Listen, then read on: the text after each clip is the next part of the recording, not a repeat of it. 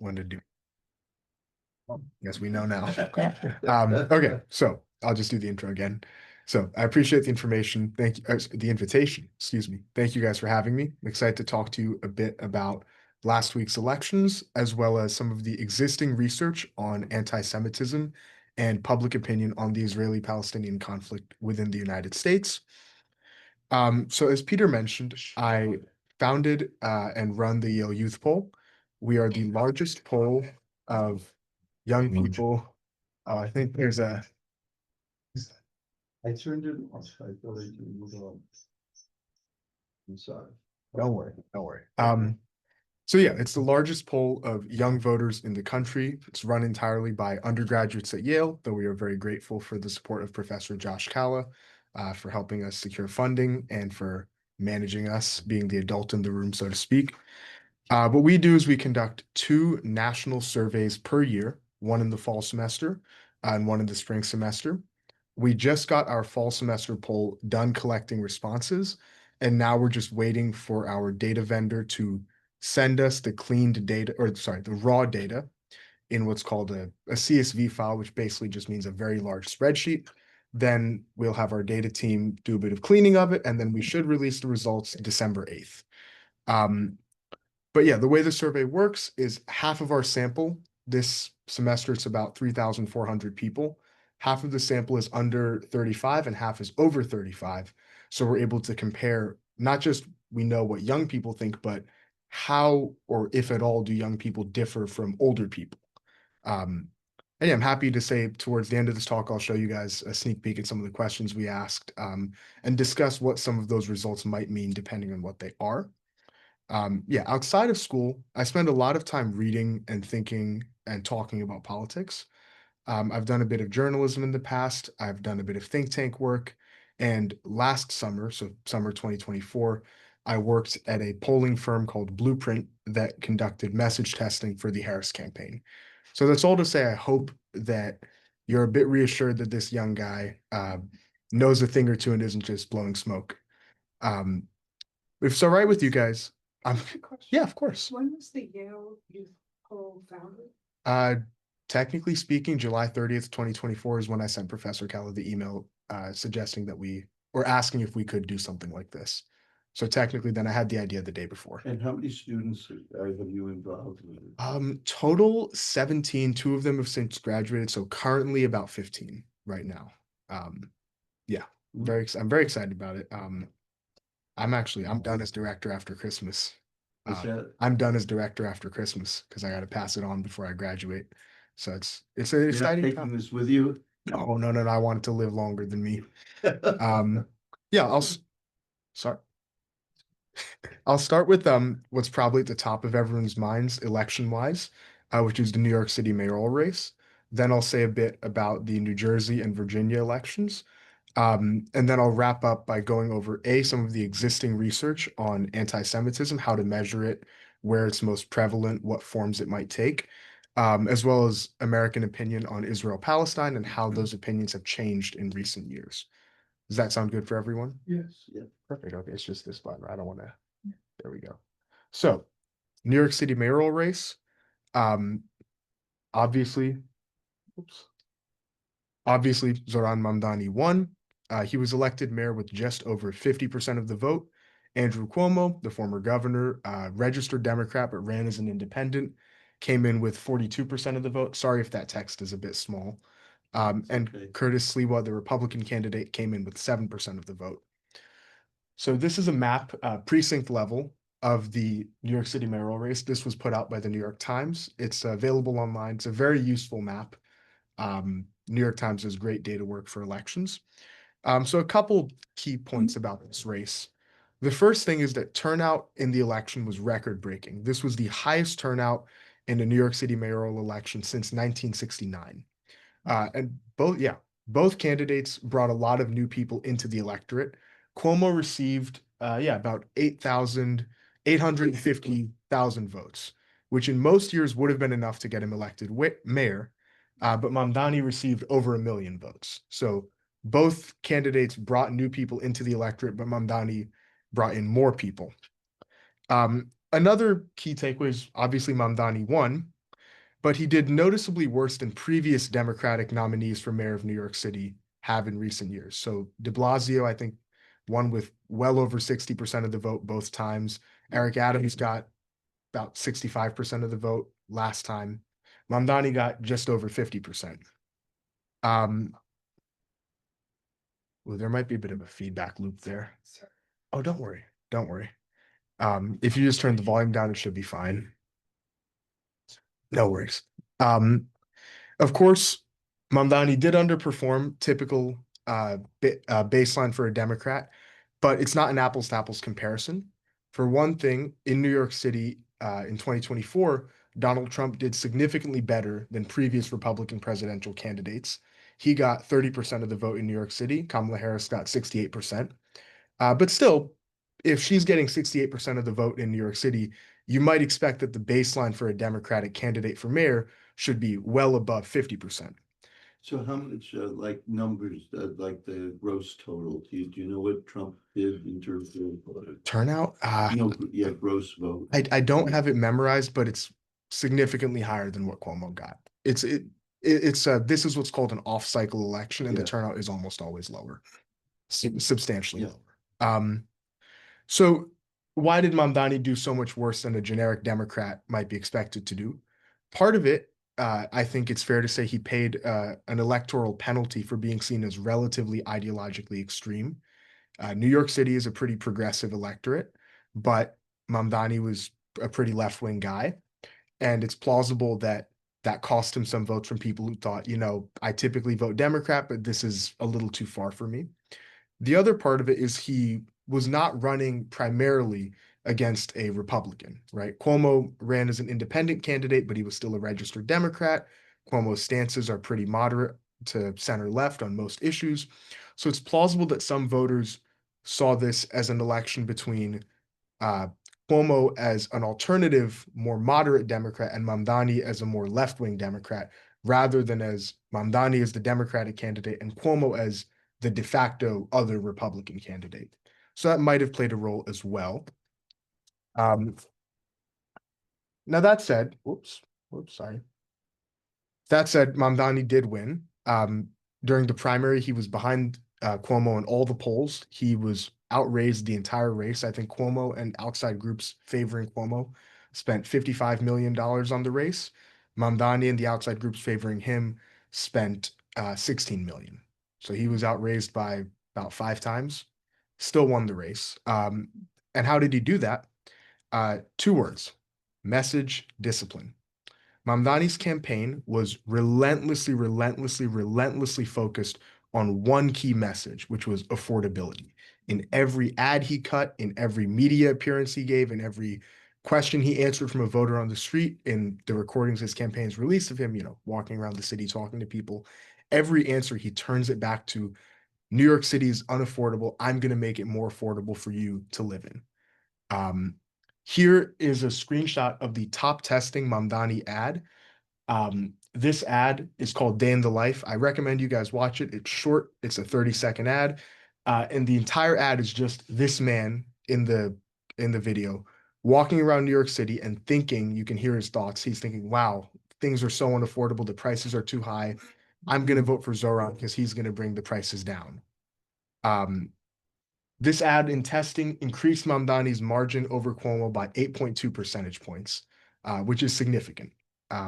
That's really good. For context, the best testing ads from the presidential race increased Harris's vote margin by 3 percentage points. Some of it is that you can get more movement in a local race because people aren't paying as much attention, but that's still a pretty large effect. So how do they measure that? I mean, how can you say it increased the margin? I'm not So exactly. it's a great question. It's what's called A/B testing or random control trials. What you do is you basically take a poll, you collect a sample of, in this case, New Yorkers, a representative sample of what you think the electorate will look like, and you split your sample in half. And half of them you show no ad, and half of them you show the ad that you want to test. And then afterwards, you ask each of them, who would you vote for, Zoran or Cuomo? So you create like a focus group to do this type of thing. Essentially, yeah. I don't know Yeah. if to put it that way. Yeah. You so you compared the treatment group, which saw the ad, to the control group. And if the margin in the treatment group was, say, Mamdani plus 10 points, and in the control group it was Mamdani plus 2 points, you can then say the ad increased vote share by, or vote margin by 8 points. Here is also an analysis of the subject matter of all of Mamdani's advertisements, so paid content he put on online, on TV, etc., and all of Cuomo's paid content. This is by a think tank called the Searchlight Institute. I'm a big fan of them. And as you can see, these are the frequencies that different words show up in each candidate's ads. So Mamdani is basically only talking about prices and particularly about his proposal to freeze rents for tenants of rent stabilized apartments. There's debate over whether that proposal would work or not, but clearly it resonated with people. Cuomo's content is a mix of talking about crime, that's the mention of police, and then the black part is a specific appeals to black voters, direct appeals to black voters, because in the primary, Cuomo was pretty strong with black voters, and even when he was running for governor in the past, his strongest demographic in New York was always black voters. So in a way, you can say that Mamdani was following James Carville's advice from the 1992 Clinton campaign, which is, it's the economy, stupid. In his messaging, now obviously in the media coverage, other proposals, other views of his were talked about. But in the content he was trying to put out, Mamdani was relentlessly focused on cost of living. And, almost every poll, every conversation even that you have with a fellow citizen, these days, cost of living prices, just like in 2024, are people's top concern. And so in a way, Mamdani was just more focused on that than Cuomo was. In fact, here's an analysis from Searchlight based off of a poll of New York City voters so you can see here in green, on the green stars on the left-hand side, these are what voters saw as their top priority. So their top priority was affordable housing, affordable prices. In pink, what they saw Mamdani's top priority as, and in orange, what they saw Cuomo's top priority as. So as you can see, voters see Mamdani's top priority as affordable prices and affordable housing, which is the same as theirs. But they see Cuomo's top priority as crime. And then to a lesser extent, issues like jobs and wages, homelessness, and then the Israel-Gaza conflict, which ranks pretty low in terms of priority for New York City voters. It's the second from the bottom, is the Israel-Gaza conflict. Here you can also see a comparison of Mamdani's priorities versus voter priorities, and then voter priorities in green versus the Democratic Party's priorities in blue. And you can see that the Democratic Party's priorities were seen as mainly being healthcare. But again, voters are more concerned about affordable housing and affordable prices. So in a way, one way to make sense of Mamdani's victory is that he was simply more focused on the issue that voters said was most important to them than either Andrew Cuomo or the Democratic Party in general were perceived as being. So that being said, I want to talk a bit about the electoral coalition that Mamdani put together. This data is from the NBC News exit poll. So we should take it with a grain of salt. Exit polls are generally very hard to get right. For example, exit polls are only counting people who voted in person on election day. Increasingly these days, a lot of people are voting early or even by mail, so you miss out on those people. It's also hard to know exactly what the electorate looked like the day of when you take the exit poll. So take these data as more of a fuzzy snapshot than a precise image of Mamdani's coalition. But the big thing that jumps out to me is in that picture on the left, you see results for the election broken out by age and race. So at top, you have white 18 to 29, white 30 to 44, white 45 to 64, and then the same for Black, for Latino, and then for all other races. And what you can see throughout is that Mamdani does better with young voters of all ages. He wins young white voters. He wins young Black voters by a huge margin. Sorry, I realized the image might have been small. The blue is Mamdani and the gray is Cuomo. And these are vote shares. That's what we can. Yeah. So as you can see, he does very well with young people of all races. If you look at the right-hand side, this is broken out by education level. So not a high school graduate, attended college but did not receive a degree, received an associate's degree, bachelor's degree, or an advanced degree. And again, the picture is kind of fuzzy, but you can see that Mamdani does worse with the people with the lowest education and the best with people with the highest level of education. Here's just if you're a college graduate or not, you can see that Mamdani got 57% of the vote of college graduates, who made up 60% of the electorate, roughly, and lost narrowly people without a college degree. He got 42% of the vote from that group, while Cuomo got 47% of the vote. So, you can describe Mamdani's coalition as young, multiracial, highly educated. Here is that same New York Times map of the election results by precinct. What's highlighted here are precincts that voted for Joe Biden in 2020 and Donald Trump in 2024. There are 283 such precincts in New York. There are a total of 4.3 thousand precincts total in the city. And you can see that in precincts where the precinct voted for Biden 2020, Trump 2024, Cuomo won those precincts by 18 percentage points on margin. So that indicates that there are probably not that many people who were Trump 2024 and then Mamdani 2025 voters. There are probably some. They're probably most likely, if I had to guess, to be naturalized citizens, South Asian and or Muslim. Those are groups that had a good swing to Trump in 2024, but also backed Mamdani strongly. He's the first South Asian, first Muslim mayor of New York. On the left-hand side, this is precincts that are mostly white, precincts that are mostly Asian, precincts that are mostly Black, precincts that are mostly Hispanic. You can see that Mamdani does very well in mostly Black areas. This is in the general election against Cuomo, and that's a big contrast to the primary where Mamdani did worse with Black voters and Cuomo actually won them. Part of the effect is that Mamdani is now the Democratic nominee. Black voters in big cities tend to be fairly Democratic leaning. So by being the Democratic nominee, it helps him win those votes there. Mostly Hispanic residents, also Mamdani performed strongly. Mostly Asian residents, that's interesting that Mamdani did much worse than with other non-white groups.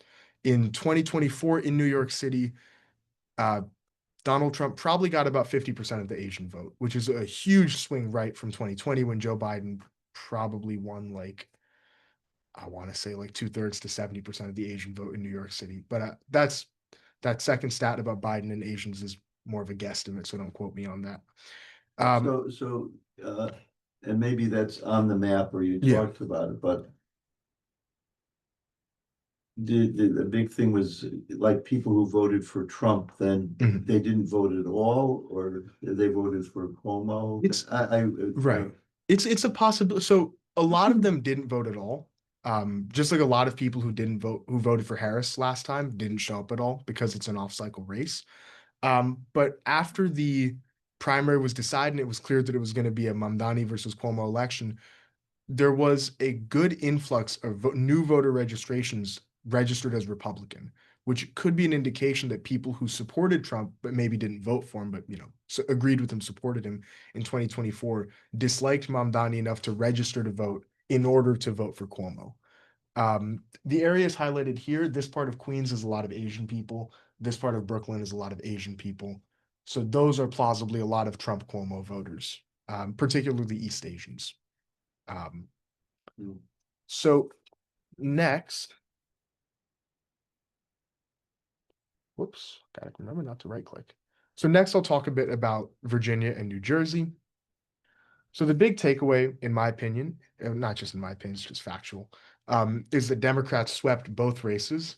In Virginia, Abigail Spanberger won the governorship by a margin of 15 points, and in New Jersey, Mikey Sherrill won by 13 points.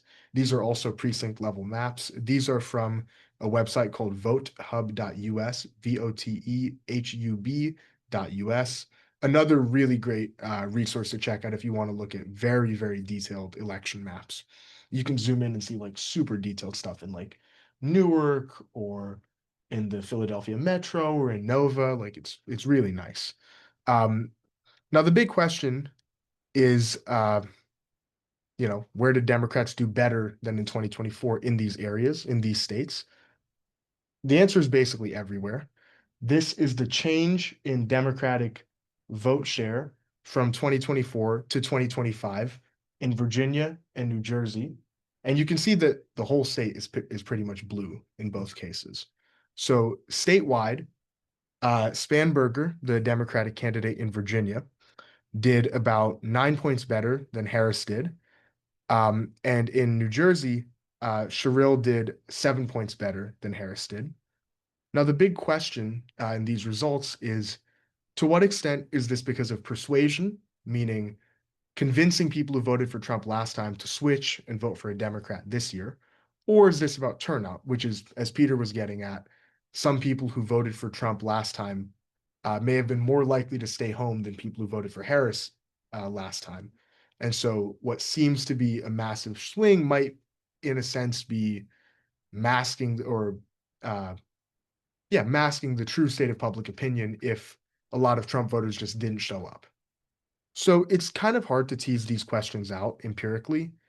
You get into what's called an ecological fallacy, but here is a bit of a sketch of what we know now. The initial data indicates that while both persuasion and turnout played a role, turnout was not the dominant factor. So this is from an article published by Nate Cohn at the New York Times. I believe he published this on Wednesday of this past week. And he uses exit poll data and finds that based on these exit poll data, one of the things you do in an exit poll is you ask, who did you vote for last election? And based on this exit poll data, the electorate in New Jersey and Virginia this year was about 2 to 3 points more Democratic than it was in 2024, which is to say Harris won both states by about 6 points.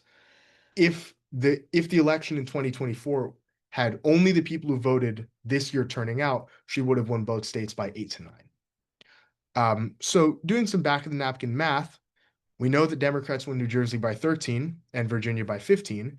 And so even if the electorate was 2 to 3 points bluer than what it was last year, that doesn't explain a majority of the change. So based on that, and the exit polls also say that both Spanberger and Sherrill flipped about 7% of people who voted for Trump in 2024. So based on, again, exit poll data, take it with a grain of salt. But again, looking at turnout data by party registration, some states, when you register to vote, you list your political party if you have a preference, and you can look at, were registered Republicans, what rate did they turn out? What rate did registered Democrats turn out, et cetera? And you can compare that to 2024. So doing that, Nate Cohn suggests that about 2.5 to 3.5 shift in party registration, meaning basically an advantage for Democrats in turnout, doesn't explain all of Mikey Sherrill's gains. Again, a good amount of both candidates in New Jersey and Virginia's gains seem to have come from flipping some Trump voters. Again, I want to caveat this is early. Further analysis is needed. It'll take some time for all the results to get out there. It takes some time for people to do the data work and the analysis and to get it published. But to the extent that turnout was the dominant factor in the Democratic Party's gains, that would be good for Democrats in the midterms, because in midterms, as you may know, fewer people turn out than in presidential years. So if Democratic voters are more likely to turn out in off-year races, which since 2022 they have been, that's actually I'll take a moment to say, for most of U.S. history since the New Deal era, Democrats have done better when more people vote, and when fewer people vote, Republicans do better, because the Republican coalition has typically been what we in the biz call high propensity, meaning high likelihood to vote. That's because the Republican coalition historically has been the more highly educated coalition and the more wealthy coalition. And being highly educated or having more money are both things that are associated with being more likely to turn out to vote, even in elections that are at unusual times, such as in an odd numbered year. Yes. Some of this be attributed to the fact that Trump, or his thinking, Mhm. is really not in the election. That the Republican candidates in New Jersey and Virginia were not really Trump candidates, so to speak. Unless I'm wrong. No, that's certainly possible. In Virginia, the woman who ran for governor is a pretty Trump-like figure, but notably he did not officially endorse her. My guess as to why is that most people thought she would lose from the moment she became the nominee. The Democratic candidate running is a strong candidate, has won a tough seat in Congress multiple times. The Republican candidate running is generally seen as too right-wing to be elected statewide in Virginia. In New Jersey, the candidate running, his name is Jack Ciattarelli. This is his third time running for governor. He came very close in 2021. I think he came within 3 points of beating the Democratic incumbent governor, Phil Murphy. He used to be more of a moderate suburban northeastern type of Republican, kind of like, shoot, what's the guy's name? Forgetting. It's one of the guys who used to be governor of Connecticut a while back. Riker. Yeah, Lowell Weicker. But in recent years, he's kind of become a little more Trumpy, a little more willing to praise Trump and say the MAGA lines. So part of the debate over how to interpret these results is, well, maybe the people that Trump brought into the Republican Party only will show up when he's on the ballot, and when he's off the ballot, won't show up. Now, if it's a Trump-specific effect, that bodes poorly for the Republicans in 2026, when Trump, of course, will not be on the ballot. And it bodes poorly for them in 2028, when we hope he will not be on the ballot. Though you never know, he goes back and forth on this himself. However, if it's just that Trump has contributed, not caused, these trends are long running, but if Trump has contributed to an influx of lower educated, lower propensity voters into the Republican Party and an outflow of higher educated, higher propensity voters, then the Republicans now have a more low propensity coalition that doesn't turn out in midterm years or in off years, but will still turn out in a presidential year, even if the presidential candidate the Republicans put up is JD Vance and not Donald Trump or some other Republican candidate. That's really the not $1 million. That's approximately the $5 billion question, because I'm guessing that's how much they'll spend on the election combined in 2028. So let's see. Okay, now I'm going to talk a bit about anti-Semitism. My goal here is to discuss briefly three main questions. First, how do we measure anti-Semitism in surveys? Second, which segments of the American public are the most anti-Semitic? And third, how has public opinion on the Israeli-Palestinian conflict changed in America, particularly since the October 7th attacks?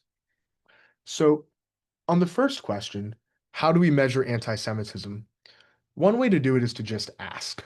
In political science, this is called measuring explicit prejudice. So you might ask people, do you have a favorable or unfavorable opinion of Jews? Do you have a favorable or unfavorable opinion of women? Do you have a favorable or unfavorable opinion of blacks, of gays, etc.? And then you mark the people who say unfavorable as being respectively anti-Semitic, misogynistic, homophobic, or racist. That's what the data in this slide does. So this is data from Blue Rose Research, which is a progressive polling firm. They do a lot of ad testing, a lot of data work for the Democratic Party and progressive causes. And as you can, so with the question being asked, I know it's not very obvious. It's the question, I made it big. I made the text big. The question asked is, do you have a favorable or unfavorable opinion of Jewish people? And the vertical axis is the share of respondents saying unfavorable opinion. And this is age. So age ranging from 20 over here to age 80. And the colors, black is overall, red is people who voted for Trump in 2024, and blue is people who voted for Harris in 2024. For context, the data was collected here between August 17th, 2024 and October 28th, 2024, and the sample size is 129,000 people in the United States. Like this is a sample of people throughout the United States, and it's weighted to be representative, so you have the appropriate number of people from each state, appropriate number of people in each demographic category. And this is a telephone they put. This is actually an online, it's what's called an online survey. It would be very hard and extremely expensive to get a sample of 130,000 through a telephone. So how would they go about doing this online and get a representative sample? What you do is it's called weighting. Even if you do a telephone survey, these days you won't get a representative sample at first. Back in the 40s, So you have to massage the data. essentially, yeah. Your data tends to be In the 40s, everyone had a landline, and if you called randomly, people would pick up the phone. These days, the response rate for telephone surveys is in the single digits. And the response rates have not fallen uniformly. If the response rates were just lower for everyone evenly, that would be fine. You could just call more people and you'd still get a representative sample. These days, the response rates are much lower for people who are what's called low social trust, basically less trusting of others. And these days, being low social trust correlates with being a Republican or being a political conservative. So if you just do random digit dialing, you get the phone book and dial random numbers throughout the country, and you don't do any weighting of your data, your sample will be way too democratic. So you have to massage the data. In particular, your sample will also probably be too highly educated, and maybe too urban or too wealthy. So typically, your raw sample is too highly educated, too democratic, too liberal, too wealthy. And what you do is you weight the data. So if you don't have enough conservative, sorry, let's do an easy one. Suppose your sample is 60% men, 40% women. We know in reality the population is 50-50. So you decrease the weight of all the men in the sample.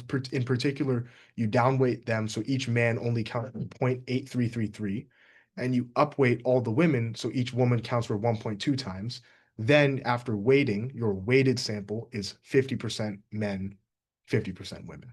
And you do that for all the relevant categories. So for educational attainment, age, if you don't have enough people of different ages, uh, gender, as I mentioned, religion, party affiliation, who you voted for in the last election, because we know what the national split should be for the last election because we observed the last election, that kind of thing. So that's how you ensure a representative sample. It's basically the same process whether you collect your sample using a telephone, whether you collect your sample using physical mail, or whether you collect your sample using an online survey, or whether you use a mix of all three modes.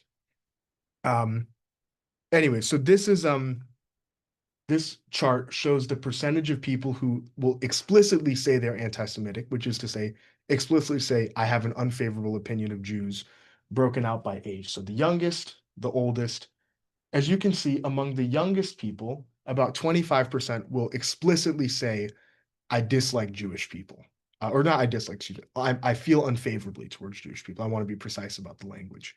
So most of us would find this, I don't know, shocking, and I it's would like, find it's it, like, yeah, this is something I've not seen before, and no. maybe you're gonna talk about it. The Right. question is, where is this coming from? Right. You know, we think we're nice people, but Right. we're not. No, I mean, so for the record, I agree.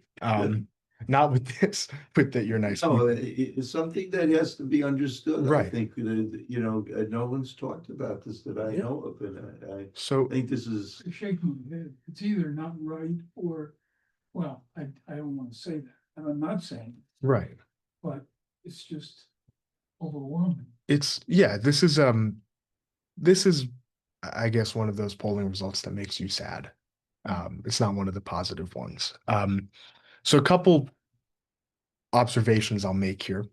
One is that, as we can see, the oldest people are the least anti-Semitic, and there's a pretty smooth relationship between being more anti-Semitic and being younger. The second thing to note is that among the youngest people, the levels of anti-Semitism for everyone is higher. That's the black line. But in particular, among under 40s, the red line, Trump 2024 voters, are slightly more likely to say they're anti-Semitic or to say they have an unfavorable view of Jewish people than the blue line, which is Harris voters. Now, still, among the very youngest Harris voters, almost a quarter will say they have an unfavorable opinion of Jewish people, but about 35% of Trump voters of the same age will say that they have an unfavorable opinion. So anti-Semitism, at least by this measure among young people, is too common among people among either party, but higher among Republicans. Would this have looked differently 10 years ago, this chart? Or don't you know? I don't know. Okay. I think there would have been a similar pattern, but it may not have been as pronounced. The curve may have been less steep. In terms of why this may be happening, there are a couple plausible explanations. One is that, The media. yeah, One is the media, one in particular, the rise of social media and short form video, in my opinion. Um, in the past, when the media was more focused on, say, television or print newspapers, there was a greater degree to which the people who ran TV networks, who ran the newspapers, could. I'm going to speak technically here. I want to be clear that the way I'm using these terms is not meant to convey a normative implication, but elites who controlled media institutions could determine among themselves, okay, certain views we're not going to give a platform to.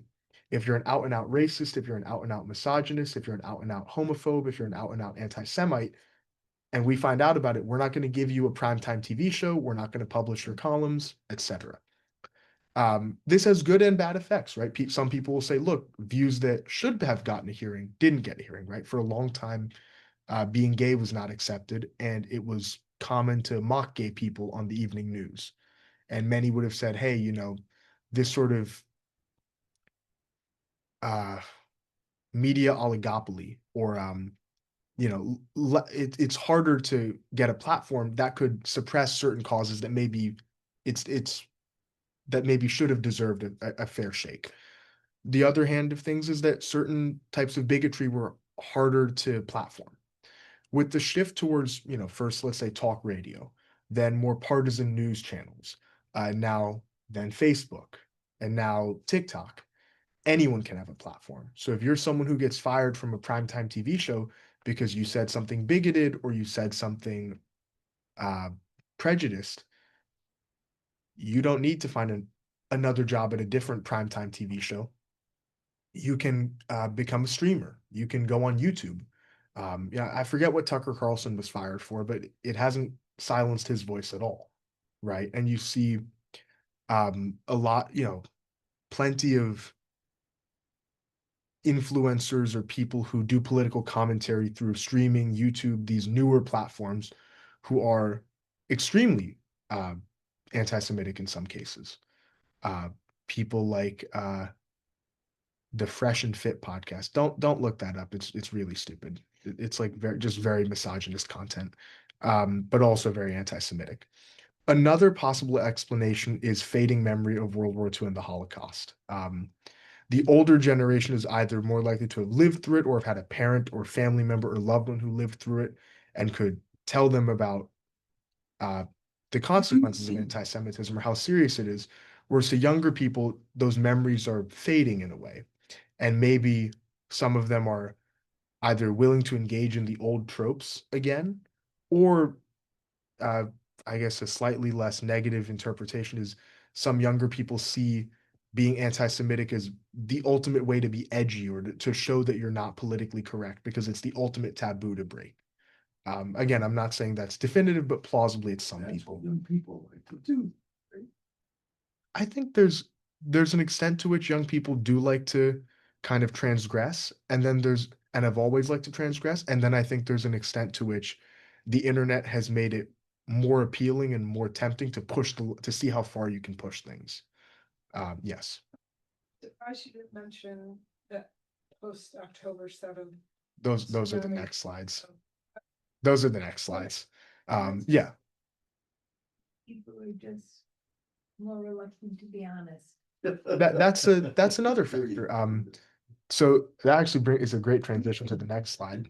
So one of the weaknesses of using an explicit measure of prejudice is you may underestimate the true level of prejudice. Precisely as you said, if you ask someone, "Are you prejudiced?"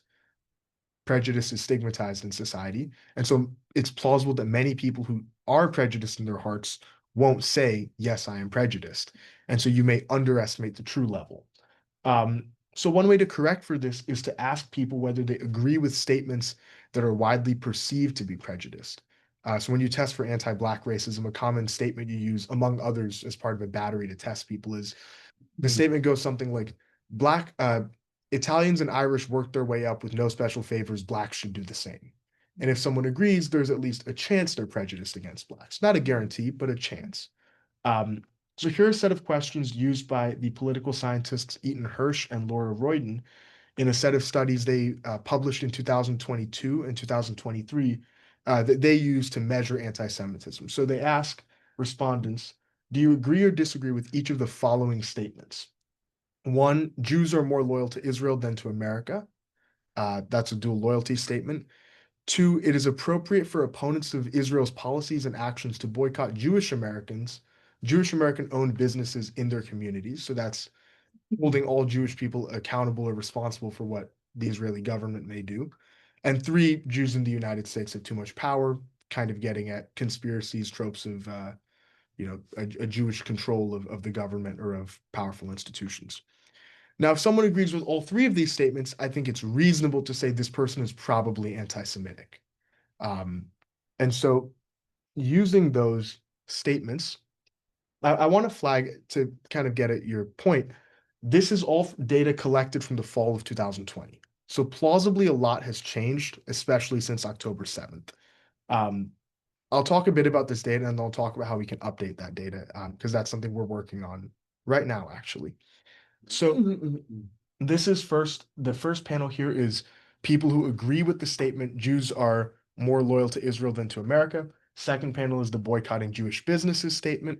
Third panel is the statement Jews have too much power in America. And this is the percentage of people, I'll stand up so I can point to some things. This is the percentage of people agreeing with each statement. So these black dots are people aged 18 to 30, and these gray dots are people over 30. This is most liberal, most conservative. So you ask people, rank yourself, 1 is liberal, 7 is most conservative. Same thing, liberal to conservative, gray over 30, black under 30. And so what we find is a couple things. On all of these statements, one, on the boycott Jewish businesses and the too much power statements, the black dots tend to be higher than the gray dots, meaning that the younger people tend to be more likely to agree with the anti-Semitic statement than older people. Second, you see that things slope up as you go from liberal to conservative. So by these measures, conservatives are more likely to agree with these anti-Semitic statements than liberals are. Again, the caveat being these are data collected in fall of 2020. It is plausible that these patterns have changed, maybe even reversed, maybe stayed the same in the intervening years, especially after October 7th. Now, focusing on young people specifically, we've seen in the slide, a few slides back, that big curve chart, that young people are more anti-Semitic than old people. In particular, what groups of young people are the most anti-Semitic? So what this chart does is it breaks out this is white respondents, Black respondents, Hispanic respondents, people of another race, liberals, moderates, conservatives, same grouping. So among liberals, whites, Black, Hispanic, other. Among moderates, whites, Black, Hispanic, other. Among conservatives, whites, Black, Hispanic, other. And this is the percentage who agree with at least one of those statements. So you can see among liberals, the most anti-Semitic group are Black liberals. Among moderates, the most anti-Semitic group are Hispanic moderates. And among conservatives, the most anti-Semitic group are Blacks and Hispanics. Now, this is broken out by a more detailed measure of ideology. So these are white people who self-identify as progressive, Black people in general, Hispanic people in general, and white people who self-identify as alt-right. I'm going to focus attention on these furthest, darkest Black dots. This is the percentage of people who agree with at least one of those three anti-Semitic statements.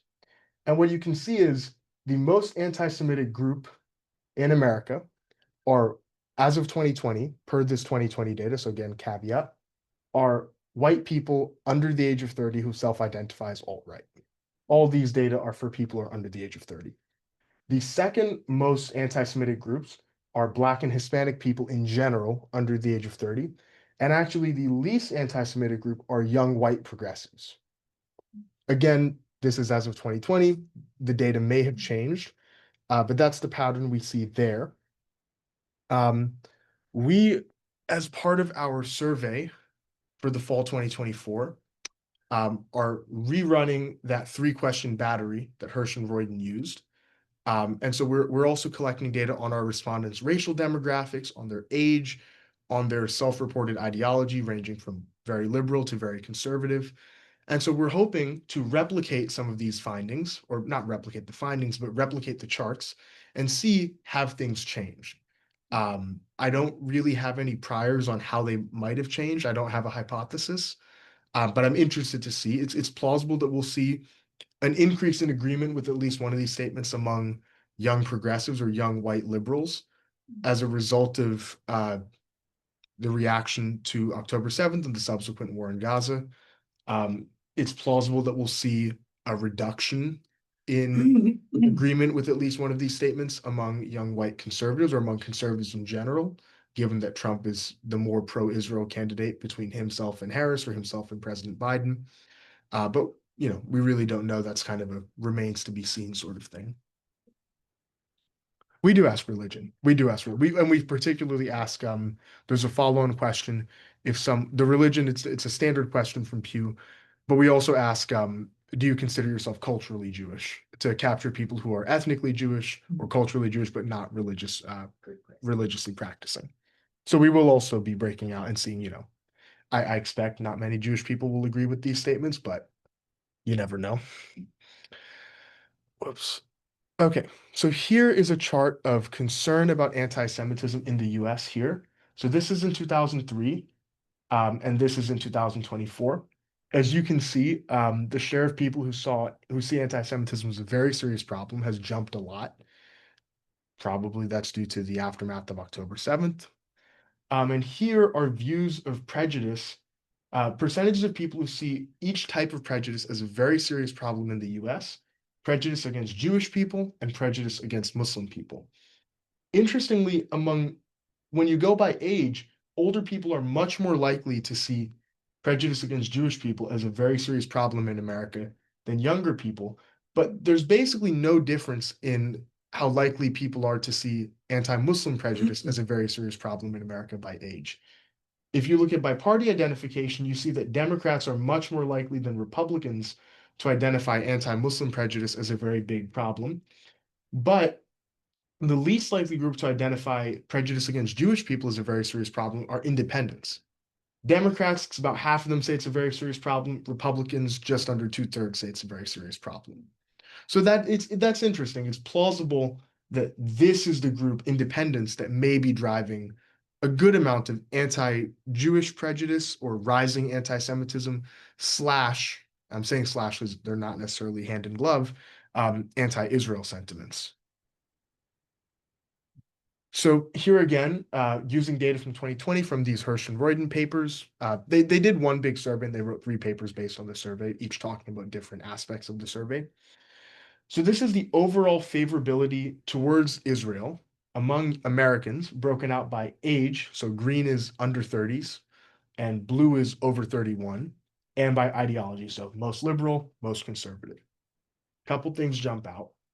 Across the board, younger people are less favorable towards Israel than older people on the left and the right. There's actually the least amount of gap in the middle.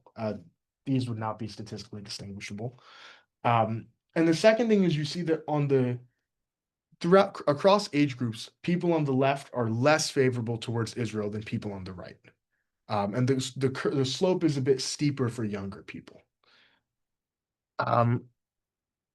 So what's driving this? This is favorability towards Israel on 3 different metrics. So overall favorability on the left, which we just saw, favorability towards Israeli politics, and favorability towards Israeli culture. Oh, sorry. And so here we can see again, for overall and for politics, young people are much less favorable towards Israeli politics than older people. There's the same slope where the left is less favorable towards Israeli politics than the right, both among young people and old people. On culture, there's not really a slope among young people. Among young people in green, you can see across the ideological spectrum, people feel roughly the same towards Israeli culture. Among older people, people on the right are much more favorable towards Israeli culture than people on the left. So one way to read this data is that there's one reason that young people are becoming more anti-Israel or less favorable towards Israel is an increasing disapproval among younger generations of Israeli politics or Israeli policy. Not necessarily the only driver, but I think it's plausible based on this data and some other data we'll see soon that that is a big driver. Again, data is from fall of 2020. Things may have changed. Evaluations of Israeli politics and Israeli policy may have changed a lot in the aftermath of October 7th. So here's a chart from Gallup asking people, quote, in the Middle East situation, are your sympathies more with the Israelis or with the Palestinians? And as you can see, American opinion has been shifting on the Israeli-Palestinian conflict for the last decade or so. So starting in 2017, the share of Americans saying they sympathize more with the Palestinians has been rising, while the share of Americans saying they sympathize more with the Israelis has been falling. Now it's less than a majority of Americans, though still a plurality, say they sympathize more with Israel, and about a third say they sympathize more with Palestine. These shifts have not been even across political parties. The overall shift in opinion, this is among all Americans, has been driven by changing views among Democrats in particular, and to a lesser extent among independents, which you'll see on the next slide. So this is the same Gallup data, but broken out by party. That's Democrats, that's independents, that's Republicans. Again, blue is sympathized more with the Palestinians, green is sympathized more with the Israelis. So you can see starting around, so you can see one thing is that the share of Democrats who sympathize more with the Palestinians has been rising, rose in particular after October 7th, but has been rising before that as well. So it's not only October 7th and the aftermath of October 7th. It's part of a longer running trend that was arguably accelerated or boosted by October 7th and the subsequent war in Gaza. Similar pattern for independents. You see the positions start to change around 2015. And then among Republicans, there hasn't been as much of a change, though there's maybe a small decline in sympathies towards Israel since maybe 2020. Here is data on American opinion of Benjamin Netanyahu and American opinion on Israel's military action in Gaza. So you can see starting in 2021, after October 7th, and especially in the last year in 2024, 2025, now a majority of Americans feel unfavorably towards Netanyahu. And the percentage who feel favorably has fallen. The percentage without an opinion has fallen a lot. So one takeaway from this chart is that Americans increasingly know about Netanyahu, they have an opinion of him, and they don't like what they see. Similarly, this is from the start of the conflict, end of 2023, through this summer. Initially, Americans were evenly split on whether they approve or disapprove of Israel's military actions in Gaza. But as the conflict has worn on, as of last summer, a majority of Americans, 60%, say they disapprove of Israel's military actions in Gaza, and only about a third approve. So one thing Yes. that's interesting about the left slide is that the red line, which is the unfavorability, Yes. goes way up, but it's very sudden. I mean, it may the slope, but Right. it really seems to, there's an inflection point, if you will. Right. Whereas the other lines don't seem to, or the favorable line doesn't seem to change very much at all. Yeah, I Is think that, am I reading that? no, correct? that's correct. I think part of that is previously a lot of Americans didn't know who Bibi was, didn't really think about him that much. Post October 7th, a lot of people have heard more about Bibi, have learned more about Bibi, and plausibly some of them have heard more like what they hear, but most of the people who have learned more about Bibi have come away with an unfavorable impression of him. So yeah, I would say that to me seems like the most plausible explanation there. I'm just trying to think what the inflection point should have been, 2017, 2021.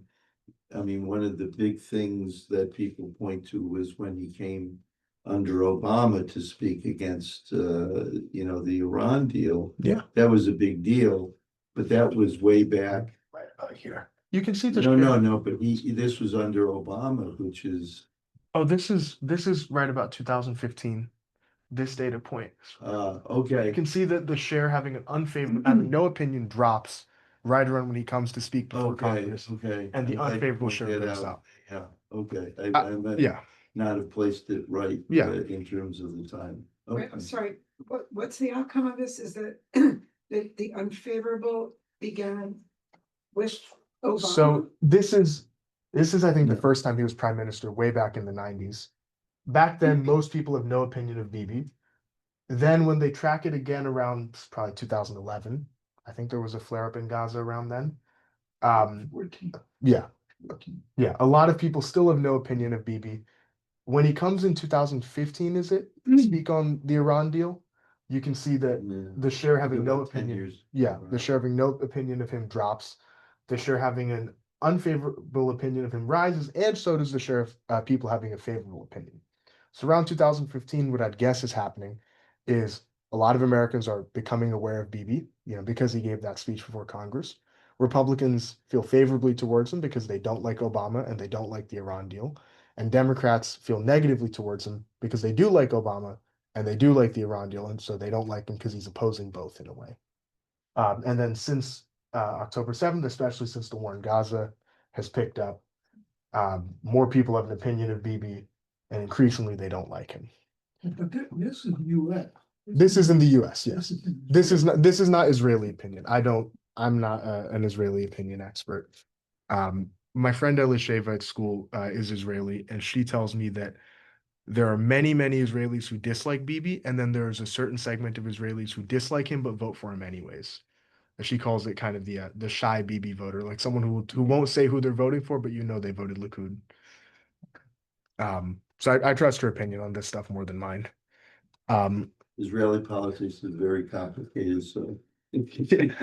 American politics is hard enough. That's correct. So here is some data from a recent New York Times poll. This was conducted in December of 2023. That's the first data points. And then the second set of data points was conducted September of this year. So it's measuring the change. They asked the same question, and they're looking at the change in the intervening 2 years or so. So the first is that a plurality of Americans now think that Israel is intentionally killing civilians. I'll just stand up so I can point to stuff. So in December 2023, a plurality of Americans, 30%, said that Israel is taking enough precautions to avoid civilian casualties. 22% said Israel was deliberately killing civilians, and 21% said that Israel was unintentionally killing civilians. Fast forward to September of this year, now 40% of Americans say that Israel is intentionally killing civilians. 25% say Israel is taking sufficient precautions to avoid civilian deaths. And 16% say Israel is unintentionally killing civilians. Now, overall, in this poll, 62% of Americans say that Israel is not taking enough precautions to avoid civilian deaths. This intentionally figure is composed of people who say that Israel is not taking enough precautions. So what happens is they say, is Israel taking enough precautions to prevent civilian deaths? Yes or no? If no, is this lack of precaution deliberate or accidental? That's how you get these figures. The same New York Times poll found that 51% of voters opposed, quote, providing additional economic and military aid to Israel, while 39% supported providing that additional economic and military aid. And depending on how you word the question, they tested two versions, but they get basically the same result. 59 to 60% of voters said that Israel should stop its military campaign to protect against civilian casualties, even if not all hostages were returned or Hamas was not fully eliminated. Again, this poll was conducted in September 2025. That's before the ceasefire deal, before further developments happened. But that's kind of a snapshot of public opinion in America on the war in Gaza. The headline is that American voters want the war in Gaza to stop. So while they may have initially been more supportive of Israel in the conflict, or may have thought, obviously even when the war started, many Americans were opposed to it. But I think it was fair to say at the beginning, in late October 2023, a plurality, at least, of Americans would have said we support Israel in this war. And by now, it's very clear that that's no longer the case, and that most Americans are, are not wanting to give further military aid to Israel, probably as a result of Israel's actions during the war. Here's some more data from The Economist. This is first asking people to rate their feelings towards Israel, where 100 means very favorable and 0 means very unfavorable. And you can see that in the last 2 years, the share saying very favor say the average feeling towards Israel, this is called a feelings thermometer, where higher is warm, higher is you feel, excuse me, higher is you feel better. The share of Americans feeling favorably towards Israel has really dropped by a large amount. Here is the change, the change in percentage of people saying they have an unfavorable opinion of Israel. Among Americans overall, it's moved from just over 40% to now probably 50%. In particular, that shift is being driven by Democrats over 50 and Republicans aged 18 to 49. Now, I want to say a bit about this pattern of opinion change because it is notable. There's this book called The Nature and Origin of Mass Opinion by John Zoller. I read it for class this year. It's a very good book. I would recommend reading it, but it does get quite technical at What times. is So, the book again? The Nature and Origins of Mass Opinion by John Zoller, Zaller. 1992. Yeah, 1992 or 1994. It's sometime in the 90s.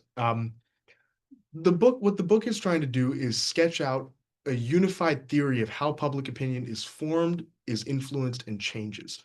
And one of the things he notes is that you see a similar pattern of opinion change regarding the Vietnam War.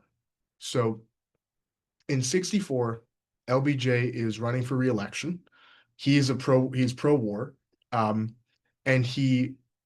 because he's the leader of the Democratic Party, and many liberal commentators at the time, liberal thought leaders, were also pro-war, because of they think back to World War II and they say, wow, a lot of people didn't take on Hitler early enough. Too many people waited too long, and we don't want to make that mistake again. So we're not going to be trigger shy, right? If there's a problem, we need to solve it. What I'm trying to say is, in the early 60s, a lot of liberals in the United States were generally interventionist in foreign policy, and there was a long tradition of isolationism within the Republican Party, particularly in the Senate. Bob Caro talks about this a bit in his book. But pretty quickly after Johnson started the war and deepened U.S. involvement, a lot of liberal intellectuals and thought leaders turned against the war. Many of them started thinking this war is not going to work out. There are too many civilian casualties, and this is a mistake to get more involved. In 1968, Johnson drops out of the presidential race. Humphrey is, mixed on the war. He's Johnson's vice president, but he's personally more anti-war. Johnson really wants the Democratic Party to stay in support of the Vietnam War. But by 1968, a lot of liberal intellectuals and thought leaders had turned against the war. There were protests at the DNC in Chicago, all of that stuff. And so that left older liberal voters, rank and file Democrats, in a conflicted place. In political science, we call this being cross-pressured. A good example of cross pressure, probably one that's relevant to the people in this room. Most Jewish Americans vote for Democrats. Most Jewish Americans are probably more pro-Israel. In 2024, that may have led to a cross pressure, because arguably the Republican candidate was the more pro-Israel candidate, but otherwise a Jewish American might feel, my typical allegiance has been to the Democratic Party, and so I'm conflicted about how I should vote. So anyway, in 1968, Zoller argues that a lot of older Democrats were conflicted. They'd grown up hearing that, to be a liberal on foreign policy was to be more interventionist. Their President Johnson, was pro-war.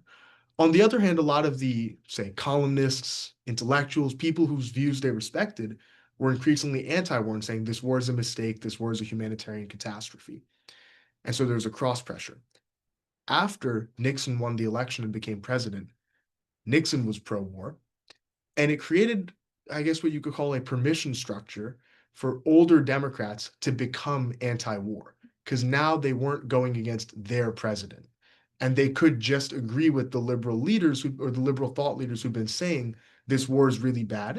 Many people in the late 60s, early 70s, were seeing the footage out of Vietnam, reading the news stories, and were saying, look, maybe we got in here for good reasons, but this is not going well and we can't keep doing this.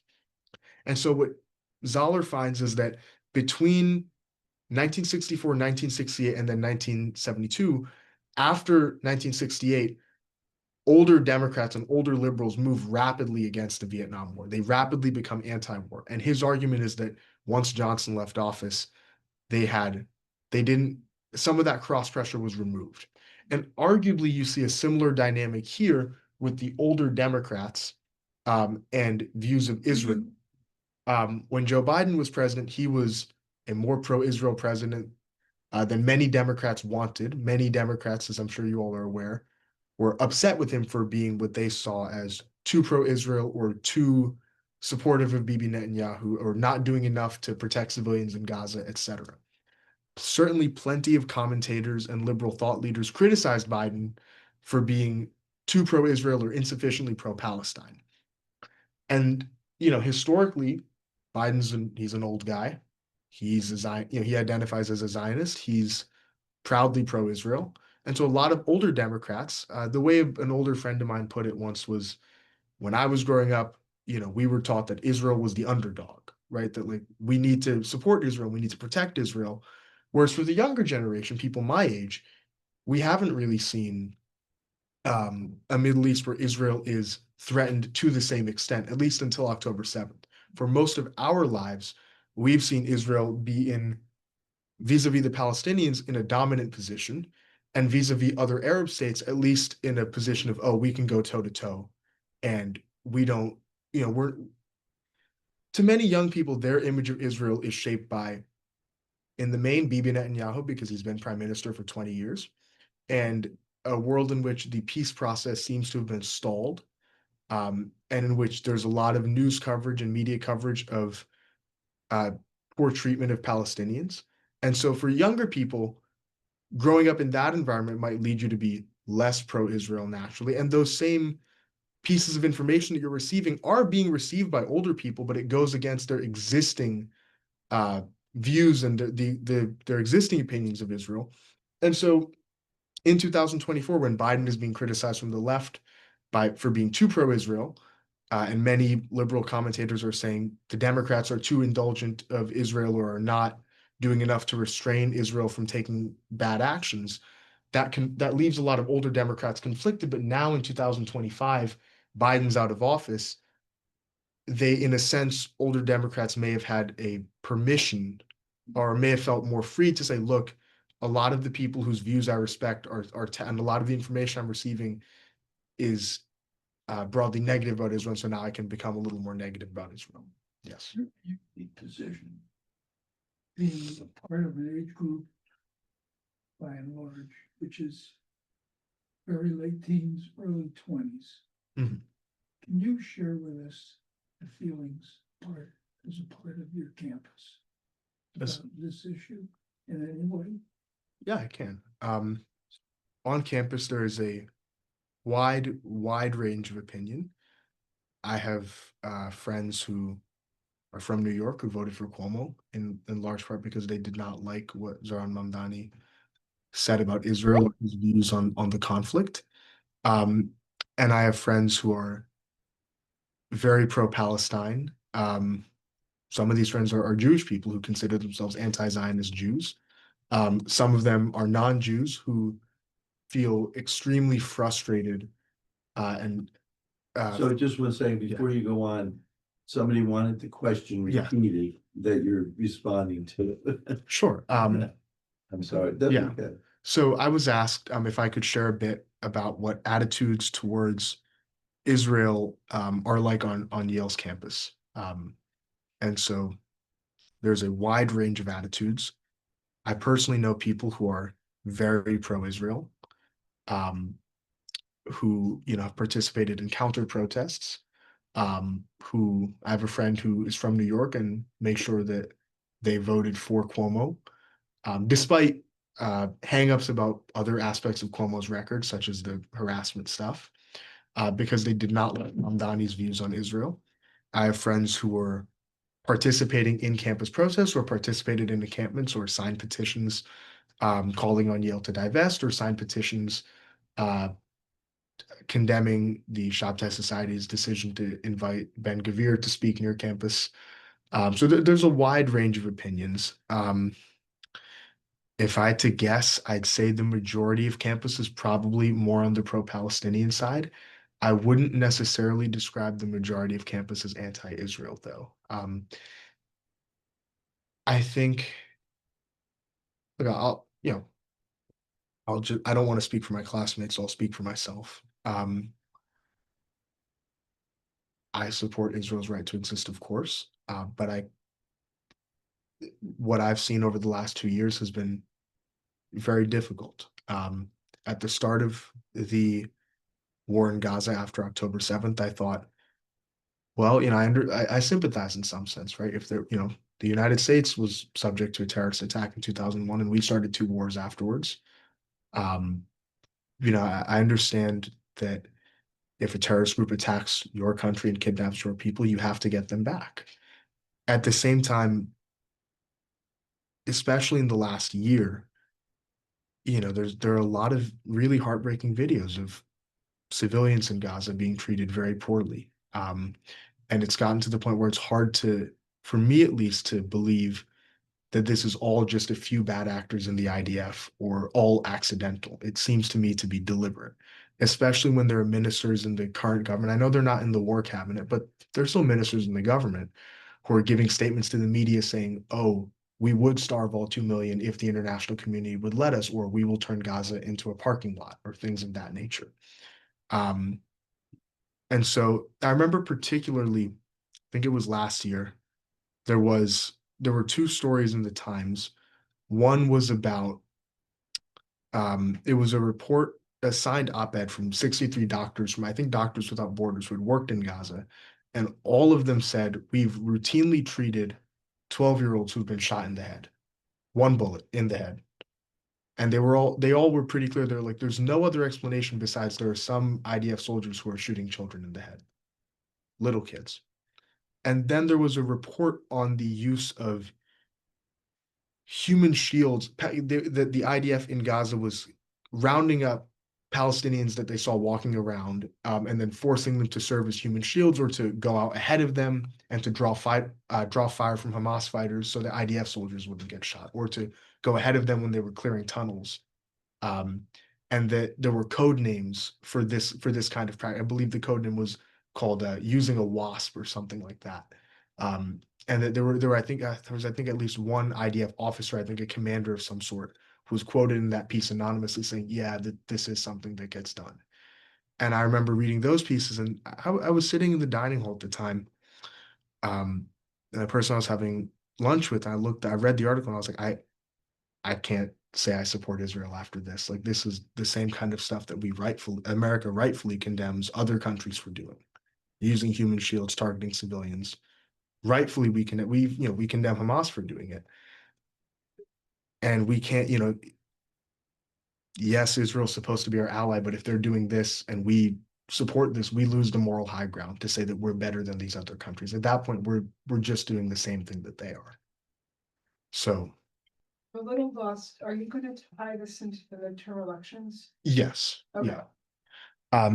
So brief wrap up. What is driving the rise in anti-Israel views? One possible direction of causality is that anti-Semitic views are leading to an increase in anti-Israel views. So people are already anti-Semitic for other reasons, maybe a changing media environment, or a weakening taboo against anti-Semitism in society. Or is it the other way around? It might be that people are becoming anti-Israel for other reasons, and then based on that are developing anti-Semitic views. And unfortunately, it's very hard to disentangle the direction of causality here in a survey experiment. Probably it's a mix. For some people, they start out being anti-Semitic and then develop anti-Israel views. For others, the opposite. For some people, it's probably bi-directional, right? They might reinforce one another. So and it probably varies for different people at different times and different places. Obviously not there are plenty of people who are strongly anti-Israel who are motivated at base by anti-Semitic views. And there are plenty of people who are anti-Israel who are not anti-Semitic, who are just very critical of the Israeli government. Um, Now, as I showed on the last two slides, there's been a marked shift in American views towards Israel. And it seems that that shift is likely to stay among younger people, right? As younger people age into the electorate, and euphemistically, as older people age out of the electorate, the younger generation seems to be less favorable towards Israel, more sympathetic towards the Palestinians. So it seems plausible that in the future, overall American opinion towards Israel will continue to shift in a more negative towards Israel direction. This may eventually have implications for US policy towards Israel. Right now, Congress is fairly pro-Israel. A lot of members of Congress are older, have more pro-Israel views, but as many of them retire or pass away, the younger generation may have a different set of views.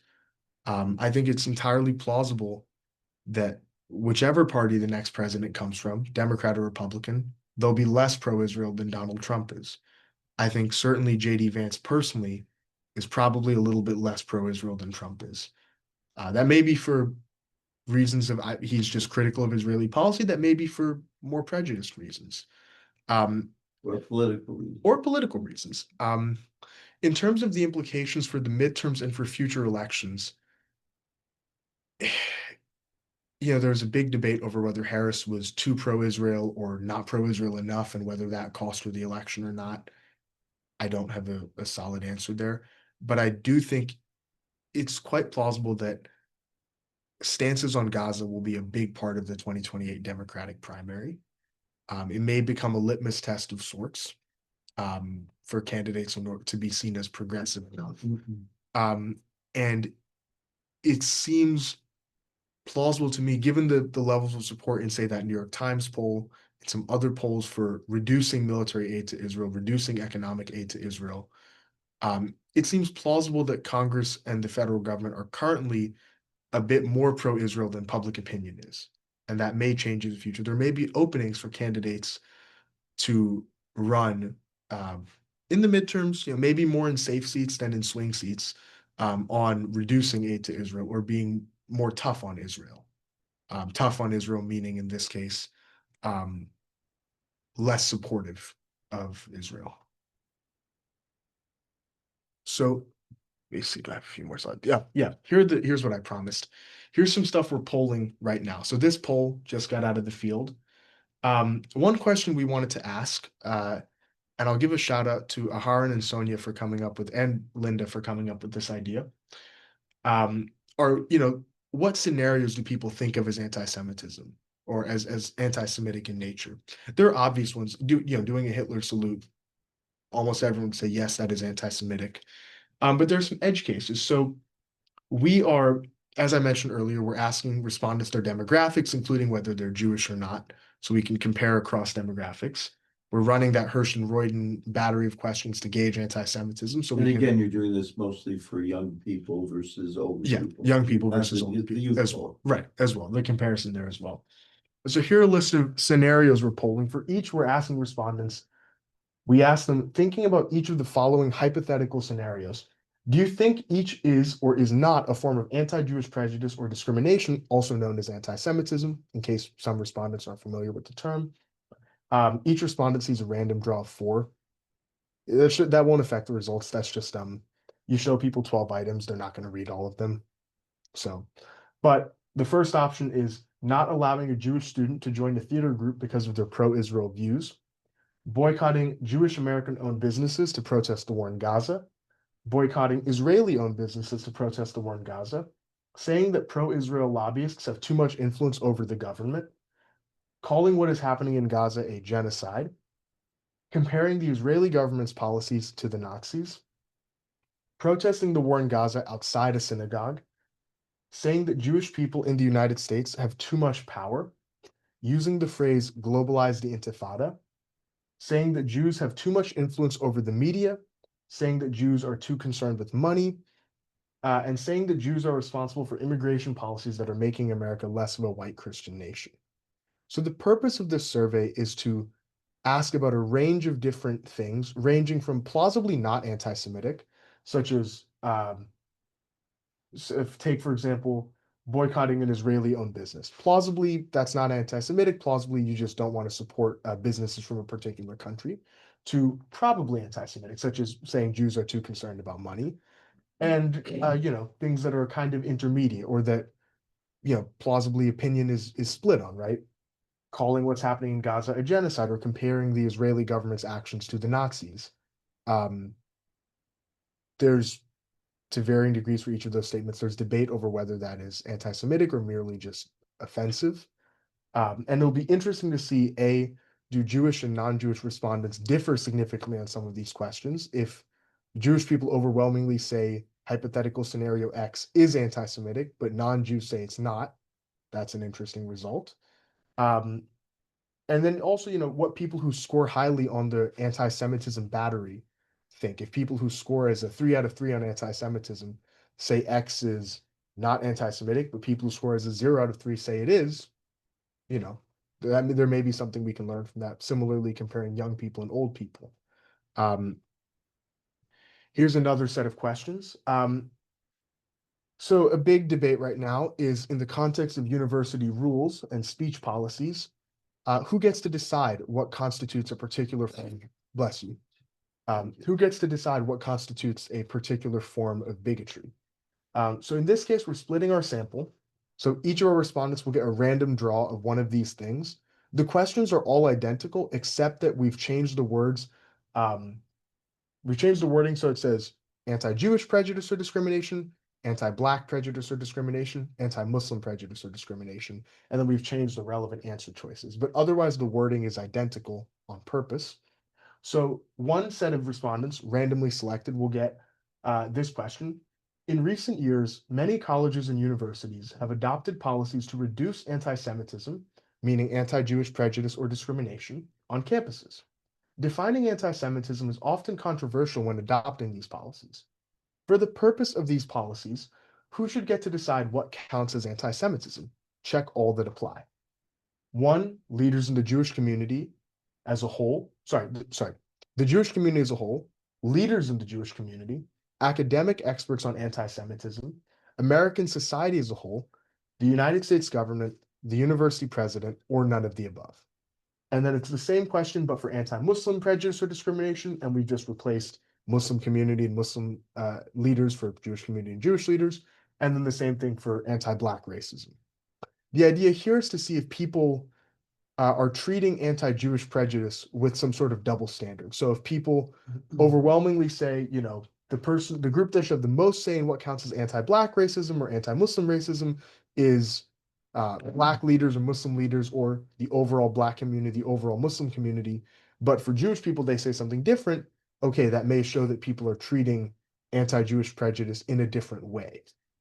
If the results are broadly similar, that tells us, okay, all 3 forms of prejudice are being treated roughly equally. We chose these ones for comparison because anti-Muslim prejudice is also a form of religious prejudice. Anti-Black prejudice is a form of racial or ethnic prejudice. Both are discussed widely. Anti-Semitism has both a racial and a religious component, or a racial and ethnic as well as a religious component there. Will also be interesting to see, if Black people see who should decide about anti-Black racism differently than Muslim people with regard to anti-Muslim prejudice, and Jewish people with regard to anti-Jewish prejudice. Those will be some interesting results. This poll's in the field right now. This is the website, usepoll.yale.edu. That should be up. The results should be online early December. It takes us some time to put together all the nice charts and memos. My classmates have finals. So where are you, how are you getting, again, who's this geared to? How are you finding people to respond to your poll? So what's your audience, right, if you will, for Yeah. this poll? Sure. The sample it's a national sample, meaning we want people from all over the country. We have collected a total of about 3,400 responses, half of which from under 35, half of which from over 35. The audience is registered voters in the United States, which means US citizens. The way we're collecting this is we're using a company called Vericite to collect the the responses. Verisight does what's called voter file matching, which basically means they verify that everyone who takes their poll is registered to vote in a US state, But meaning how do they find the people? These random surveys go out, in other right. words, yeah. right. Just So like, it used to be you used a phone book, and Right. now people don't use, there's Right. no phone books. So you know. Verisight is what's called a mixed mode sample, meaning they use a combination of telephone, a bit of physical mail, and then online. So they use a combination of different modes to try to reach as many people as possible and not each mode has its own pros and cons, right? Like an online sample, I happen to know online samples are very cheap, but they can be low quality. A telephone sample can be very high quality, but much more expensive per response. So if you mix and match and you do a combination, you kind of, at least hopefully, each sample's different biases and drawbacks will cancel each other out. Okay. Those were all the slides I have, by the way. This is, whoops. I don't know how to go. Okay, Go so, to the next slide. we've been asking in the audience, we've been asking questions as we go along. So I think if people, we have a number of people on Zoom, Sure. and if they put their questions in our chat, or they can unmute themselves and, or raise their hand, and we'll call on people, so maybe we'll take questions. Do you mind if I just grab a them. little I water lost the real quick? people, I don't know why I lost the people. Oh, here we are, participants. Yeah, we have some water just right outside, yeah, And scroll down. yeah, 'Cause yeah, they might raise their hand. yeah, you It can, doesn't look like they're raising. nobody's raising their hand or using the chat, we don't. There must be questions out there in the hinterland, Onto the comment. yeah, I did that. Yes. And There's no one in the, oh, there we go. there was nobody, there was nobody in the I chat. was discouraged about you're saying that there's going to be less Yeah, you support can help for with in this. the future, but I remember Vietnam when it was a real issue. And if you had told me then that our relation with Vietnam was going to be so different, that when you hear the word Vietnam, it wasn't going to mean conflict, it was going to mean trade, a society that's have a very different feeling, so I'm more optimistic. Right. So I wrote down a few things.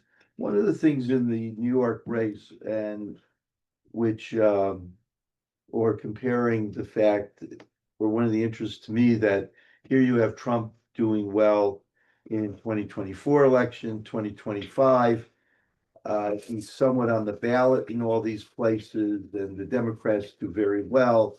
So you have, to me, this huge shift in a very short time. Right. And it seems to me that some of this is based on, I'm calling it luck. And Madami's luck, I mean, part of it is too, and you didn't show slides of this, but was just unfavorability of the people he's running against. Mhm.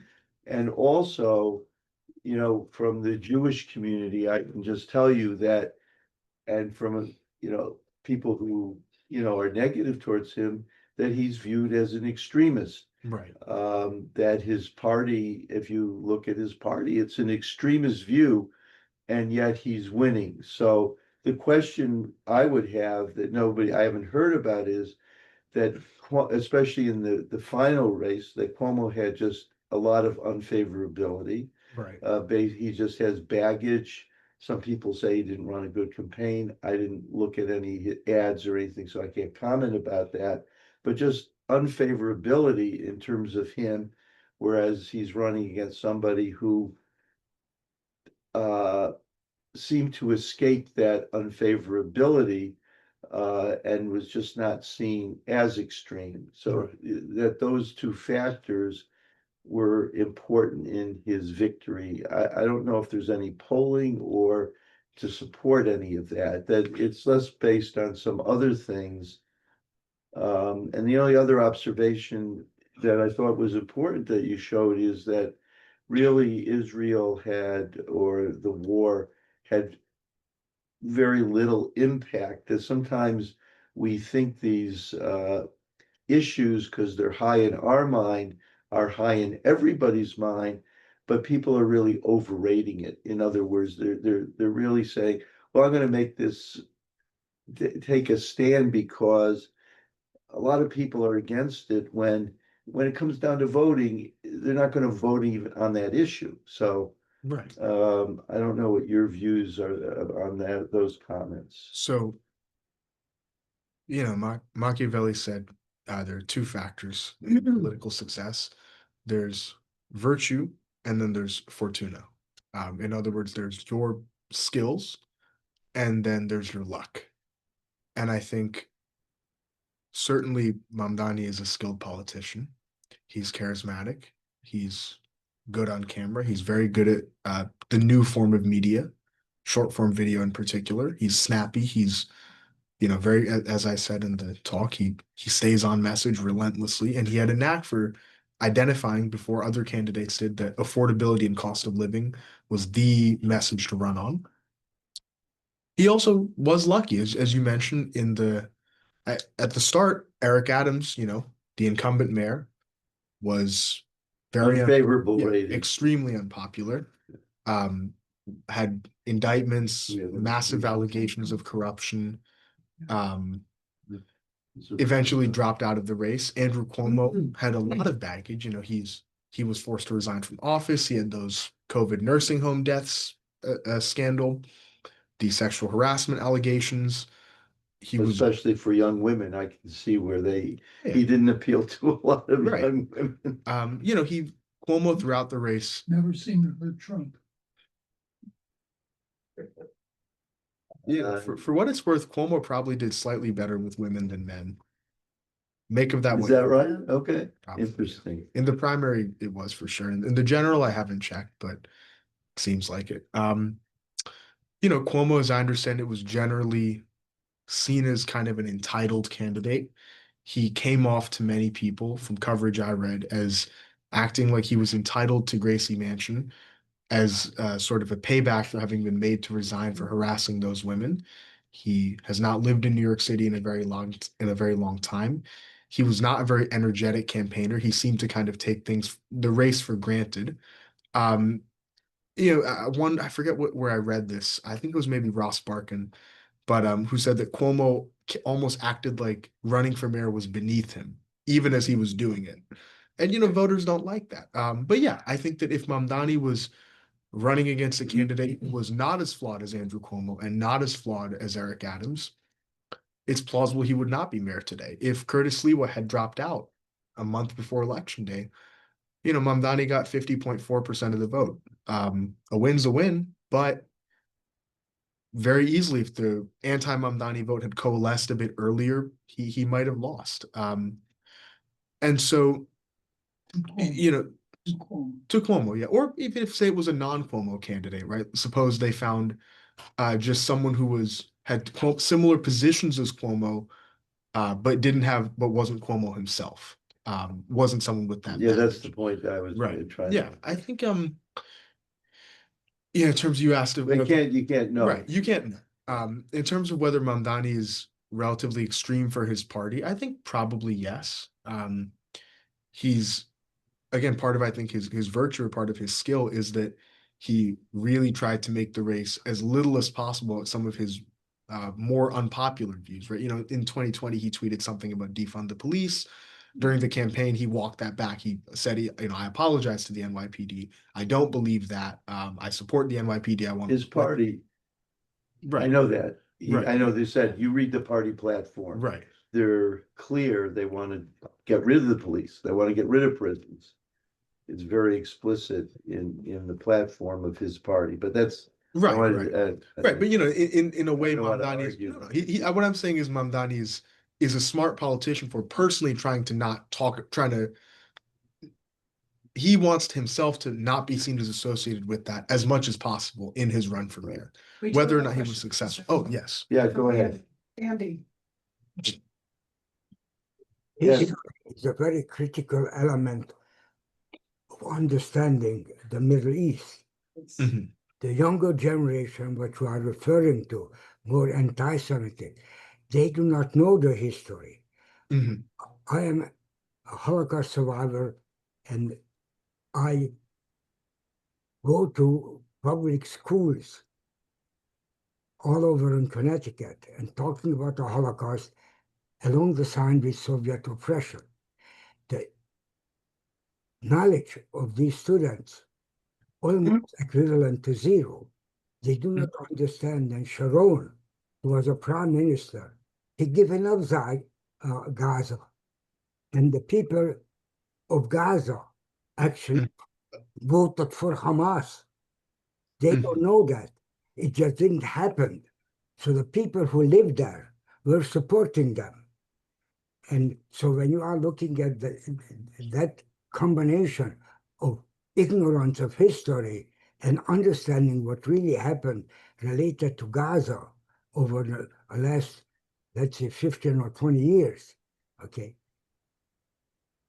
they have a difficulty of relating to it. And that's my experience. Then when I talk about the Holocaust, they don't know what really happened, not a clue. And when you are mentioning names who were leaders in the German hierarchy at that time, and later in the Soviet hierarchy, they don't know who they are. I just gave a talk yesterday, and they were asking me a question about the press.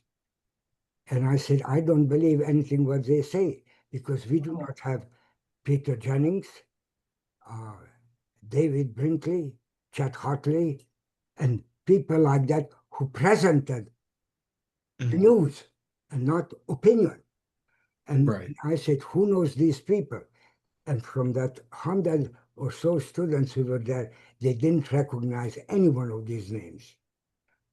Okay? So when you are looking at polling, it's clearly reflecting a major portion of it of ignorance. Yeah, I think there's certainly that's certainly an important element, as you mentioned. People No, I think they know. these days, yeah, you're right. A lot of people these days don't have the same knowledge of To wrap up the on that. Holocaust in general, or particularly the history of the Middle East in detail. A lot of people are only forming their opinions in one way or the other way off of what they hear in the news today or in the last couple of years, and not of the broader picture.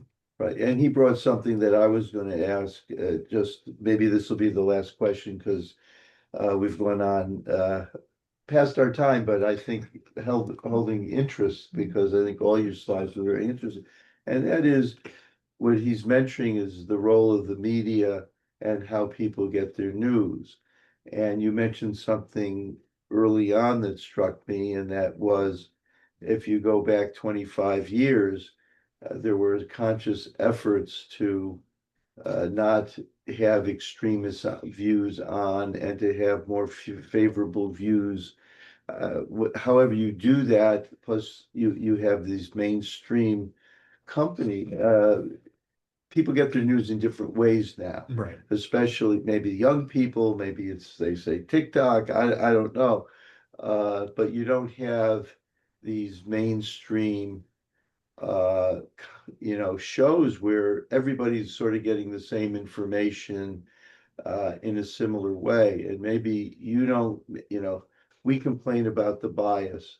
Right. To me, the bias in the media, is our local paper. I mean, I can, article after article, I can point to the bias in the New York Times, bias, but I don't know where young people get their views. So they somehow, it's this sort of general feeling of negativity rather Right. than being based on, as he says, actual knowledge of these things. And I must say that you mentioned, babies being shot. Where are the pictures? When people were starving, they put front page New York Times, a baby who was starving. Now, it happened to be the baby had cystic fibrosis. I mean, it was a trumped up picture. I mean, there weren't starving people, or there were very few. You didn't see, And I guarantee you, if they had babies that had bullets in their head, those pictures would have been on the news day after day. I didn't see a picture of a baby with a shot in their head. I'm sorry. So as far as I'm concerned, and I could say that, the Doctors Without Borders is not without their bias. There happen to be two, I know, because my partner's son works for one of them. There are two actual groups. There's a French group, I think there's a Belgian group. You know, there's a lot of bias from Europe, which is very anti-Israel, etc. And I think I just, I have a different picture of the news, That's an unrelated But question. but I don't know how the media is actually influencing all of this in a negative way. So what And else? that's not I don't know if you can poll that even. It's tricky. What I will say is this. I think there's basically always in human society a latent demand for content media that is prejudiced, is tribal, um, denigrates certain groups on the basis of immutable characteristics. And in the past, that demand was to a greater extent than it is now unmet. Whereas now, in a world where anyone can have a platform, any view can get out there, and when there's always some demand for anti-Semitic content or anti-women content, anti-gay content, anti-immigrant content, now it is much easier for the marketplace of ideas to meet that demand. I don't know that this is a trend or a change that can be reversed. In some ways, the cat is out of the bag here. We're not going to uninvent the internet. And in some cases, this has obviously very negative consequences in many cases. These days, I don't go on Twitter that much because I open my For You page and I follow like liberal journalists, Democratic politicians, and like NBA accounts. And I click on the For You page and it's like an actual race science, like guys talking about skull measurements, like really just like extremely weird racist stuff. And it's like recommended to me. And I'm like, and I'm thinking like based on the content that I hit like on and the accounts I follow, this is like Elon's algorithm promoting some weird stuff to me. But just one comment. You Mhm. listen to me. You have Tucker Carlson, you have Mhm. Nick Ferrantes, Kenya West, Pat Buchanan. If you are looking at these people, they are just spreading on the internet and streaming anti-Semitic behavior and Mhm. promoting, and they have millions of followers. There are some things other the Jewish community as well as the Israeli community need to be able to provide the appropriate response and taking a lead to trying to promote what they are doing. They are not doing that. But all these anti-Semites are doing it. Yeah. Yeah, as you say, there are these people, Fuentes, for example, who are extremely anti-Semitic and have large platforms now. And I'll be honest, I don't have a solution for how we can stop that. What I will say is, But yes, in your polling, can you, yes, I mean, do you somehow get a sense too from where people are getting their news? right. You are doing There, polling, how do people get their, where do these ideas come from? right. That, I guess maybe that's where I'm getting at, since I should, rather than just saying our views, Right, but, right. just So directed at the polling. in terms of where it's harder to track exactly, okay, we ask a person, do you agree with belief X? And where did you get that from? It's hard because in many cases a person might not remember exactly where, or they've heard it in multiple different places or so long ago that they can't recall. But one way you can do it is you can ask people, here are a list of programs or people or et cetera. which of these do you listen to, and if you listen, how frequently? There are people who do that kind of polling. We didn't do it this fall because we feel that there's a good amount of that kind of research out there already. We have a limited number of questions we can ask, so we want to really try to ask questions that are not already being poked around at. One thing we are doing, not on anti-Semitism, but on attitudes towards gender and towards women, is we've taken a bunch of statements that are commonly attributed to or associated with figures like Andrew Tate or other manosphere influencers, and asked, do you agree with these views? Yes or no? So for example, views such as a woman's place is in the home, or on the other side of things, men and women deserve equal pay for equal work. And so we're interested in seeing, for example, are young men more likely than older men or than people as a whole to agree, oh, a woman's place is in the home? If so, that is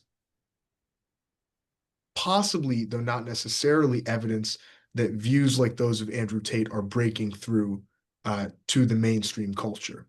Of course, it could be, there could be other causes as well. It doesn't eliminate other possible venues of transmission of those ideas, but it gives us maybe a bit of a hint. Sorry, you had a question earlier. I don't want to miss it. Very good idea to come up with this, the youth poll. Did you think about it a long time? Did it just come to the? Sure. So summer 2024, I think, as I mentioned at the top, I was working at a polling firm, and I was in DC at the time, and I went to this conference. And during the conference, I ran into a mutual friend named Ben. He's my friend Maya's friend from Harvard. And I remember talking to Ben. Ben goes to Harvard as well. And he's in the Harvard Youth Poll. And I was talking with him about it. And I was like, oh, I like what you guys do there.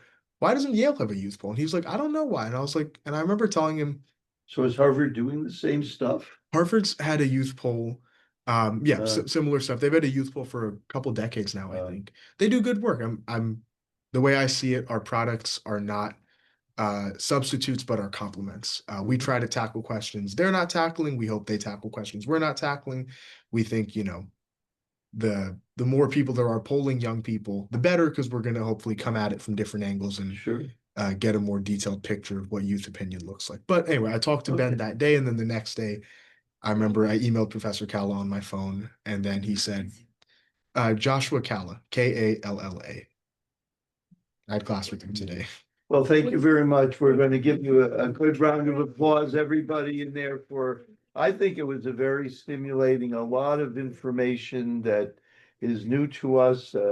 Unfortunately, some of it disturbing, but it be that as it may, that's the way it is out there. And I think you've captured a lot of it. And we thank you very much for coming and informing us. Good. Thank you. Thank you guys for listening. I you. do appreciate it. I know you guys have. Thank you very much. Higher than ours. I'd like to apologize for yawning, but Oh, that's no for a worries. morning full of raking leaves. Oh, yeah, it's-